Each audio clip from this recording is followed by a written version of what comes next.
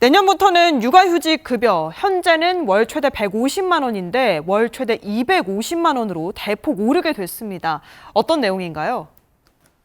네, 말씀하신 것처럼 육아휴직 급여가 종전과 비교해서 대폭 인상이 됩니다. 실질적으로 육아휴직을 사용하고 싶어도 그리고 회사에서 보장을 한다고 해도 휴직기관의 소득이 굉장히 줄어들기 때문에 이런 것들에 대한 부담을 느껴서 육아휴직을 사용하지 못한다. 이런 토로들이 있었는데요. 종전과 비교하면 월 최대 지급 금액이 무려 100만 원이나 올라갑니다. 월 최대 100만 원 올라간 250만 원까지 수령이 가능한 것도 사실은 기존과 참 다른 점인데 기존에는 육아휴직 이후에 현장으로 돌아오라는 뜻으로 육아휴직 기간 중에 휴직급여를 100% 지급하지 않았습니다.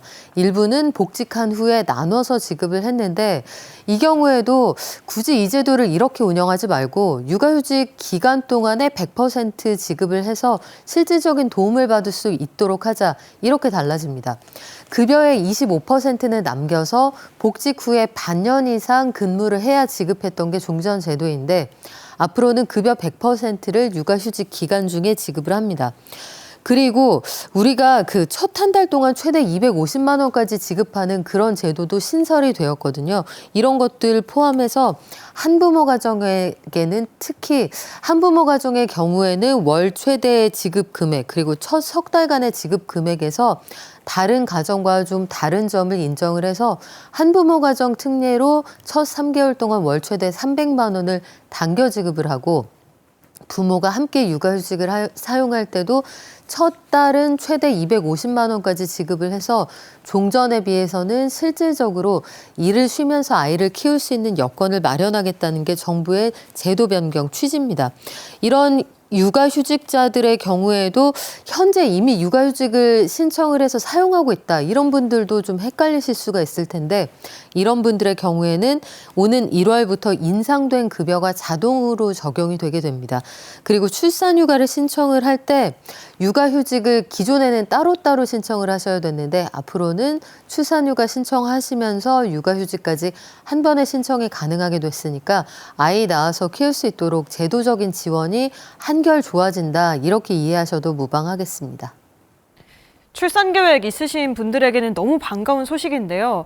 한편으로는 이런 제도를 100% 활용하기 힘든 중소기업의 경우에는 중소기업이 육아휴직 대체 인력을 채용했을 때 주는 지원금을 더 확대하기로 했습니다.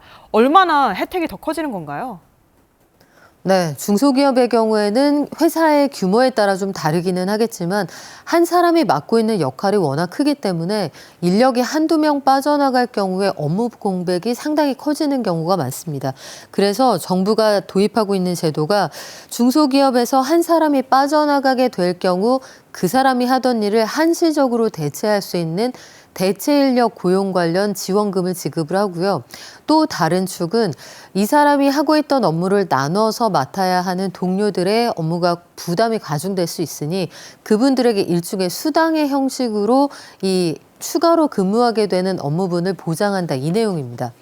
중소기업 지원 확대를 구체적으로 살펴보면 대체 인력에 대한 지원금이 현재는 월 최대 80만 원까지 지원이 됐는데 앞으로는 월 최대 120만 원까지 지급이 됩니다.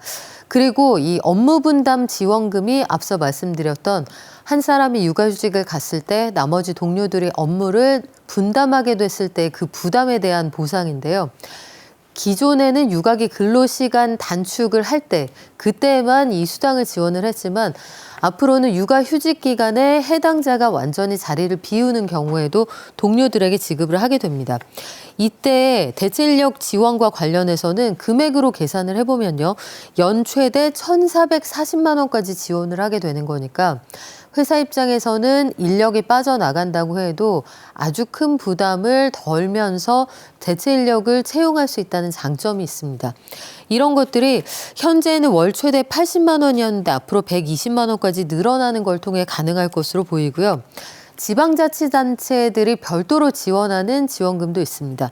지자체가 이 대체인력 지원금을 추가로 지원하게 되는데 서울의 경우에는 1년간 최대 120만 원까지 한 사람에 대해서 지원을 하게 되고요. 전북이나 경북, 광주, 울산 같이 상대적으로 인구가 빠르게 줄어들고 있는 지역의 경우에는 연 최대 200만 원까지 한 사람의 육아휴직자를 대체하는 인력에 대해서 지원을 하게 되니까 정부 지원금과 지자체 지원금을 합치게 되면 중소기업 입장에서는 상당히 큰 도움이 될 것으로 보입니다.